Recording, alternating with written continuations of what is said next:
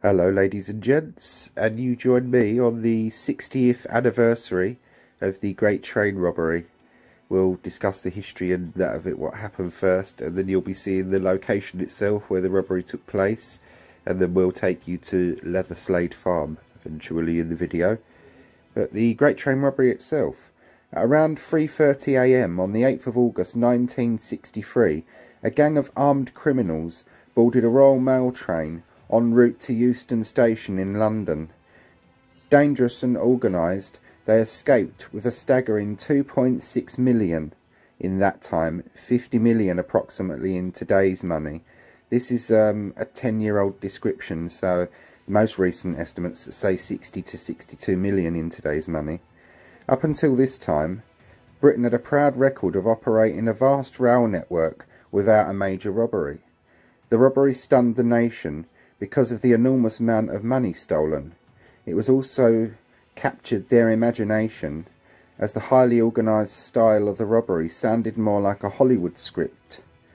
Tales of a criminal gang, coordinated by a single mastermind, were soon spreading throughout the press. The mail train was stopped after someone from the gang of criminals tampered with the railway signal at Cheddington near Leighton Buzzard.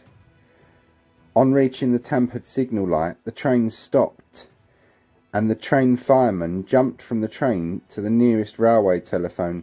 Shortly afterwards, he returned and told the driver, Mr. Mills, that the telephone wires had been cut. At this stage, both the fireman and Mr. Mills were brutally attacked by a member of the gang. Mr. Mills sustained a severe head injury, which may have contributed to his untimely death a few years later. Not may, it did. After attacking Mr. Mills, the gang realised that they were not able to drive the particular model of train. The injured Mr. Mills was then forced to drive the train onto a pre-arranged meeting point where the rest of the gang would upload the high-value packets containing the money. Before the train moved off, some members of the gang uncoupled the third carriage, so now only the engine and first and second carriage would be pulled forward by the engine. As the engine pulled away, the 5 officers working in the high-value packet coach heard steam escaping, saw that the third coach was detached, and assumed that some connection coupling had accidentally broken. They attempted to attract attention by pulling the communication cord, and then by opening the window and shouting, but these were unsuccessful. None of the officers were aware that an attack was being made on a high-value packet coach until one of the windows was completely smashed. One of the officers then called out, "It's a raid," whilst an attempt was made to fasten the corridor door and to pile bags against it. One of the assailants, brandishing a heavy metal crowbar, entered the coach through the offside centre window. Other assailants then entered through the corridor door, threatened the 5 officers and made them lie down in the far end of the van. One robber stood guard over them, whilst the others threw bags of high-value packets, out of which were passed to a waiting vehicle. After unloading the high-value packet sacks of mail, the attackers bundled the driver and fireman into the high-value packet coach. All 7 men were then ordered not to leave the coach for half an hour. However, as soon as things appeared to be quiet, 2 of the officers left the coach and raised the alarm. The press was rife with rumours. The Postmaster General returned early from his holiday in Spain. On his arrival, he was met with a barrage of questions from the press. He also announced that 3 top security trains, which should have been on the mail run that night, were all out of action. This fueled speculation that the security trains had been tampered with, possibly by someone that worked for the post office. With speculation on the prospect of the robbery being an inside job, the post office's own policing department, the investigation branch, was called into action. Every available member of staff was put on the case, and they looked into every single one of the 70 plus post office employees who were working on the train that night.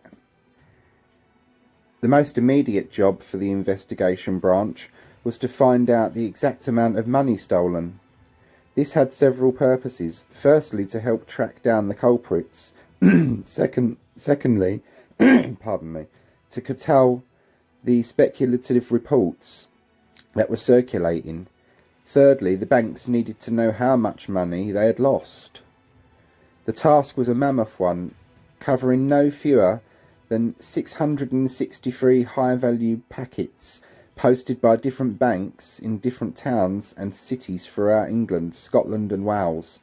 27 high-value packets were left behind in the coach, and in one further sack recovered from the railway embankment, there was, however, 636 high-value packets enclosed in the 120 sacks which were stolen by the robbers. The total amount stolen was £2,595,997 16 and 10 shillings. In the aftermath of the robbery, the total reward of £260,000 was eventually offered for the detection of the thieves, £10,000 of which was offered by the post office. The high reward was confirmed a high figure, and the theft added to the press and public interest. The police and investigation branch received many tip-offs following the days, one of which from a farm worker named John Maris of Leatherslade Farm. Here we see the robbers. A little bit of information on each. Roy James, 30 years inside. Charlie Wilson was the final train robber to be released in 1978. After his release, Roland Buster Edwards used to sell flowers outside Waterloo Station, and I remember my dad telling me about that because my dad went past him a few times. He was a cabbie, my dad. Ronnie Biggs spent 36 years on the run in Australia and Brazil. Interestingly enough with Ronnie Biggs, he escaped from prison, was abducted in the West Indies, got his lorry involved because they was going to try and extradite him, and the West Indian authorities and government decided that no, it wasn't legal to abduct someone and kidnap them and send them back home, basically. So yeah, he's a great escape artist. His Biggs, bless his little cottons. Biggs served for 15 months before escaping from Wandsworth Prison on the 8th of July 1965, scaling the wall with a rope ladder and dropping onto a waiting removal van. He fled to Brussels by boat, then sent a note to his wife to join him in Paris, where he had acquired a new identity papers and was undergoing plastic surgery. Here's the somewhat blurry newspaper article covering Biggs' escape.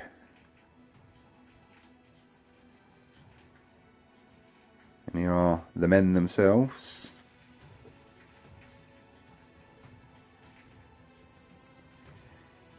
Daily Mirror. Scotland Yard probed the Great Escape. Biggs is a marked man. Yeah, and as I say, to Leatherslade Farm. Now you're gonna join us at the location itself, the Great Train Robbery Bridge. Well, I hope you'll enjoy a little wander around. We'll show you the bridge itself, the siding that they went up to, and even a little bit of naughty going where we shouldn't, really. So I hope you join me for that part of the video now, and off we go to the Great Train Robbery Bridge.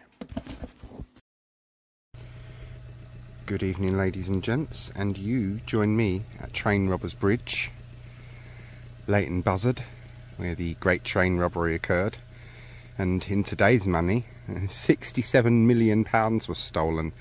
This is bridge number 127, and it's changed a lot over the years since the robbery first occurred. But when the robbery took place, this was how they got up onto the line and through there. And how they stopped the train was by putting a glove over the signal. You're going to join me on the opposite side of the bridge now, and for a little restricted access areas, and then we'll have a little walk through the bridge afterwards. So yeah, hope you all enjoyed this bit so far, and join me on the other side of the bridge. Good evening, ladies and gents, and it's naughty sneaky in time with this one, but we are at Train Robbers Bridge, as you can see, Ledburn South Train Robbers Bridge. And these lines where you've got down fast, down slow, and up slow. The second one down, and I'll zoom you in if I can. The second one down, the up fast line here, is the line that the robbery occurred on. So that's an interesting piece of history for you. We're going to have a walk up onto just the bank, and then we're going to cover the bridge. So this is where the robbers would have come up onto this bank. Obviously it's an active railway line, so I can't go in there, and I wouldn't anyway because it's dodgy, but yeah, this is the Train Robbers Bridge. And the main thing that obviously we have to see in our little bit of a journey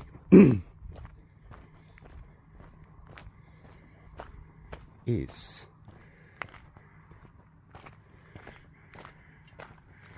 the bridge. And this is the bridge, the Train Robbers Bridge. You see, that's pretty good. Not bad, is it, eh? A nice piece of, well, not nice, but a notorious piece of history for us. And we are going to take a walk under Train Robbers Bridge. I'll pause you a minute. Right. And this is better, isn't it? A nice view of the bridge. Let me get out the... That's better. That's actually much better. Right. Old Train Robbers Bridge.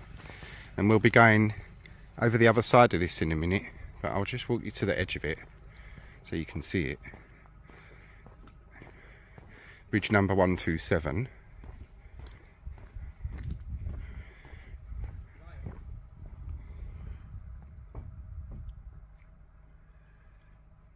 There we are. That's perfect. He's a good lad, my nephew. So yeah, I shall now pause you, and you will join me on the other side. We'll show you where they got on. The railway bank bit, what I just went up, is the where the sign and everything is, and shows you the up and down line and that.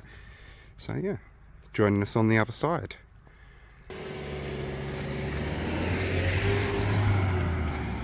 See what happens when you're old? They dump you under a bridge and leave you. Now who will feed and care for me? Alas. No, man, joking. We're going out for... Me and Hughes are going for a walk under the bridge. Bridge 127. Train Robbers Bridge. He's getting into this one, my nephew, as well. He's enjoying himself with this one. But yeah, we are walking under Train Robbers Bridge. Whether it's one of England's many haunted bridges, I do not know. But yeah, we have insider info, because how they stopped the train was by putting a glove over the signal, which is very interesting.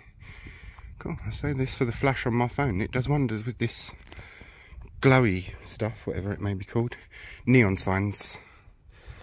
So yeah, we have just walked under Train Robbers Bridge. I hope you all found that one interesting. And I hope you all enjoyed that one and found it interesting. That's concludes our little tour of the Great Train Robbery Bridge 127. Get a picture of this one, it's lit up. Thanks for watching, everyone, and see you on the next one. And there may be some nice shots and stuff on the way home.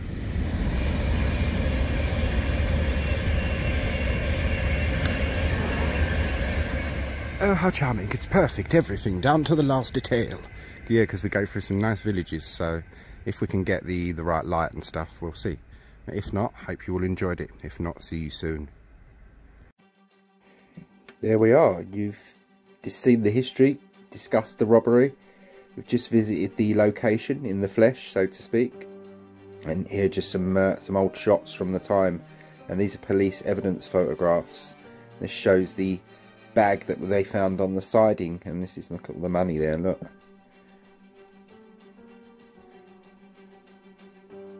The carriages that were uncoupled. This is the Scotland Yard men investigating and looking into how it was done, what was done. And this is how they got up onto the bank itself, in that siding area, where I stood and pointed out to you where they climbed up, where that bloke is.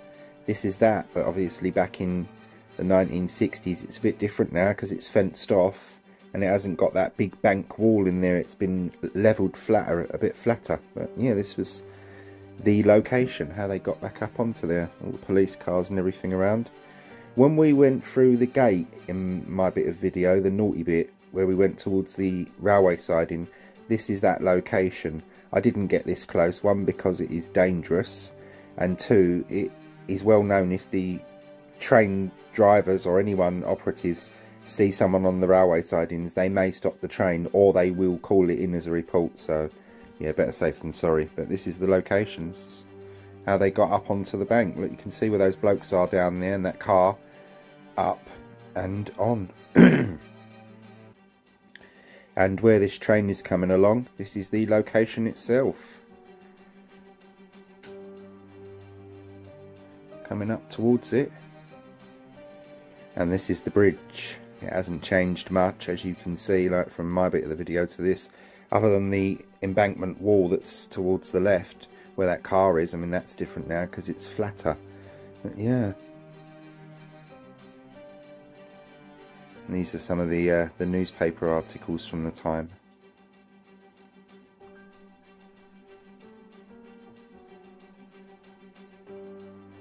And as I say, after the robbery, they made their way to Leatherslade Farm, and that's where you're going to join us, pick up again in the present. You're going to join us for a little bit of the journey, car ride there. We take the same route. You will join us at the farm. We can't get into and look at the farmhouse itself because it is completely gated off, but we do go right onto the farm, and after that you'll get that part of the story in historical photographs, the farm and what happened and that. Right, join me and my nephew for our little bit of journey. Evening, ladies and gents, and we're now following in the footsteps or tyre tracks of the train robbers themselves. They've done the robbery and now we're off to the farm, to Leatherslade Farm, to stash and do with the loot. And you're going to be joining us on the journey, so this may be a longish one. We'll see.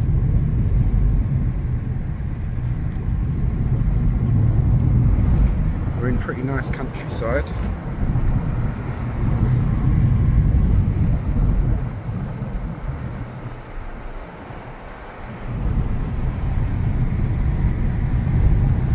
We drove through some really nice villages on the way.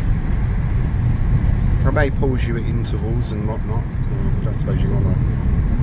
It's an hour, isn't it, mate? 40 minutes. It's a 40-minute drive, so I don't suppose you're going to want to join us on the whole journey, but we will take you along part of the way because this is the route they would have taken. Yeah, and I'll pause you for now and carry you back on when we get some better views.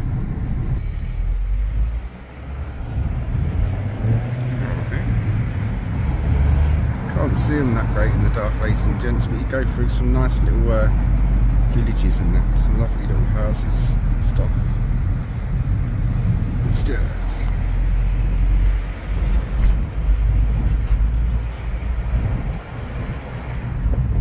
Little country village.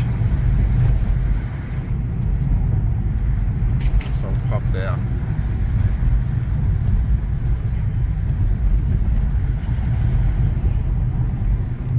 These old villages was built, there would have been no motorways. Little country tracks between the villages and farms. And we're out of this little village now.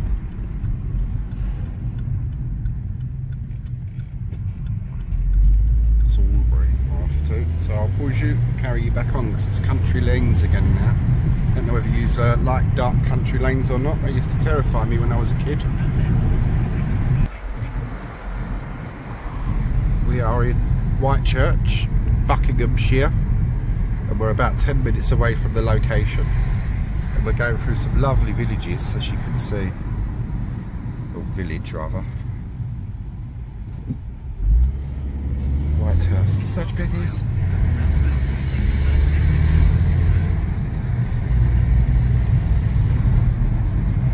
Those old pubs out this way. Petrol station, yeah, well, it's shut as well. So you're in the countryside when the petrol station's shut at 10 o'clock.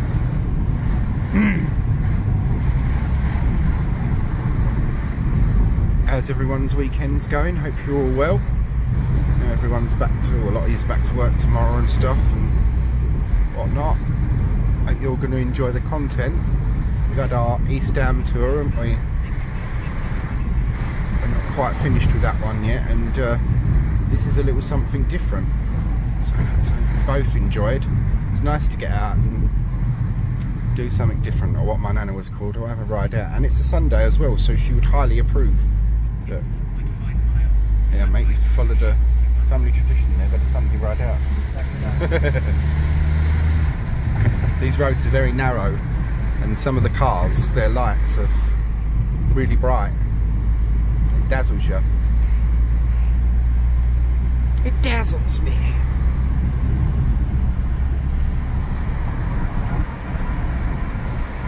As you can see, we are driving through some pretty luxurious looking areas. So I'll pause you for a minute and then I'll start you off, and we're 5 minutes away from the, well, how far away are we? Oh, we're 26 minutes away from the location, so I'll pause you and then start you when we're a bit nearer. Just like to show you some of these little villages and that. It's gets all of us out, because I know a few of you are housebound and you like the journeys and stuff. And particularly Jan is one of my favourite page members. She likes all the adventurous stuff where we go to areas where we shouldn't access with the special keys and all that. So I hope you enjoy this one as well, Jan, and thanks for all the support on the page, it means a lot. Right, I shall pause for a minute and catch you soon. And we have arrived at our farmland location. Going down a farm track that does not look well trodden. We are going to be alright on this, aren't we? Yep. Says the city boy. Oh, I'm figuring on the car. No, me, I'm talking about, are we going to be alright on this? Yeah, you can tell I'm a city boy. Country people would laugh at me. Yeah, it's a nice little quiet, secluded area. Obviously well chosen for a reason.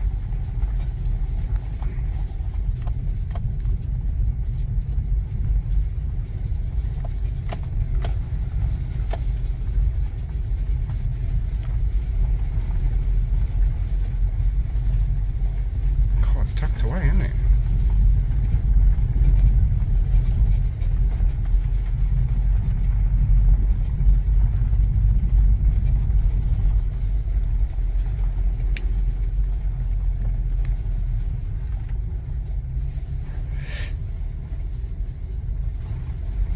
Oh, I just thought of the Essex boys.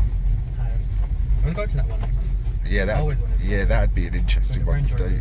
Yeah. Where they I know where it is as well. Yeah, where they pulled them up and fucking shot them. I thought, oh god, I hope that don't happen to us. Colchester. Is it? Yeah. We'll do that one another time then, if you like. That'd be good.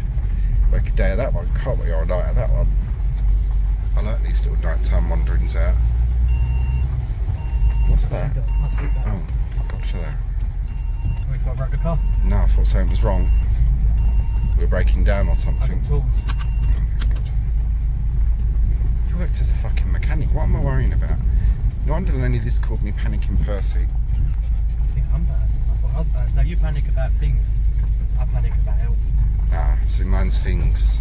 My health doesn't bother me.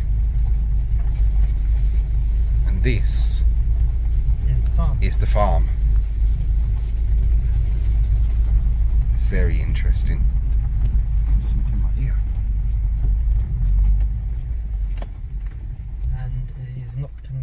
It's locked and gated, but this is the location, ladies and gents. So obviously I'll put some pictures of it on as it was back then. But yeah, I wanted to take you on this little journey with us. We've done the bridge and thought we might as well come to the farm where the loot was and where they hid out. Through these gates. We are quite late at night, so it's pitch black dark, but you've followed us along the same journey as the Great Train Robbers. So I hope you've all found this interesting. Thanks for watching, and join us in the next video. And here we are, Leatherslade Farm, back as it was in 1963. Now you've joined us for the little drive there, and on the farm itself we couldn't get right up to the farmhouse because, as you see, it was gated off. Whether this original farmhouse still exists there or it's been replaced or not, I don't know. But this is it as it was in 1963 when the robbers hid out there. As said, in the aftermath of the robbery, a total reward of £260,000 was offered for the detection of the thieves, £10,000 of which was offered by the post office. The high reward and confirmed high figure of the theft added to press and public interest. The police and investigation branch received many tip-offs in the following days, one of which was from a farm worker in Leatherslade named John Maris. Mr. Maris first became suspicious of a neighbouring property when he heard that new occupants had offered £100 over the asking price. They also didn't seem to be doing any work, and particularly suspiciously had blacked out all the windows. After the robbery, several vehicles appeared in the yard of the house, including a lorry. Mr. Maris phoned the police to report this information, but it was not until the day after, and after a further phone call from Mr. Maris, that the police sent a car to Leatherslade. Upon arrival at the house, it became increasingly obvious that this had been a hideout for at least some members of the criminal gang. Behind a hedge, there was a grave-like pit, with spades sticking in the clay amid empty mailbags. More bags were scattered inside the house, while in the cellar lay a pile of wrapped marked National Provincial Bank. One of the banks was transporting money at the time of the robbery. Mr. Maris then made a claim for the £10,000 reward money offered by the post office. Yeah, I bet he did. At this time, it appeared that the police were hot on the trails of the train robbers, as half-finished meals were found in the kitchen table. However, it was not until 2001 when the last known suspect was sent to jail. The story continued along the lines of a Hollywood movie, with two of the men being arrested and then escaping from prison separately. Arrests being made in Germany, Canada, Brazil, and an assassination of one of the perpetrators. Here's the kitchen as it was in 63, and here is that pit. And you see three of the suspects being arrested in connection with the Great Train Robbery. They've covered their heads, and Biggs was really the only one that kind of got away with it. He didn't come back till 2001, and then he was dying, so yeah, here he is before he escaped. And we must remember that the Great Train Robbery was not a victimless crime. It really was not. A lot of people kind of sometimes some do hero worship the Great Train Robbers. But what we must remember is Jack Mills, the driver of the train, was beaten so badly that it affected him for the rest of his life and shortened his life. I mean, here's some information about Jack. Jack Mills was 57 at the time of the robbery, never fully recovered from his injuries. He returned to work in May 1964 and worked for 18 months on light duties. He was then on sick leave from November 1965 until December 1966 with shingles. He returned for one last year in work for 1967, retiring for good at Christmas, with 2.5 months off sick that year. Jack Mills sustained severe brain damage from the blows he had. He never recovered and suffered until his death. And that, ladies and gents, is the Great Train Robbery. I hope you've all found it informative or interesting. Thanks for watching. If you did enjoy, give it a like and a share. Thanks very much for watching.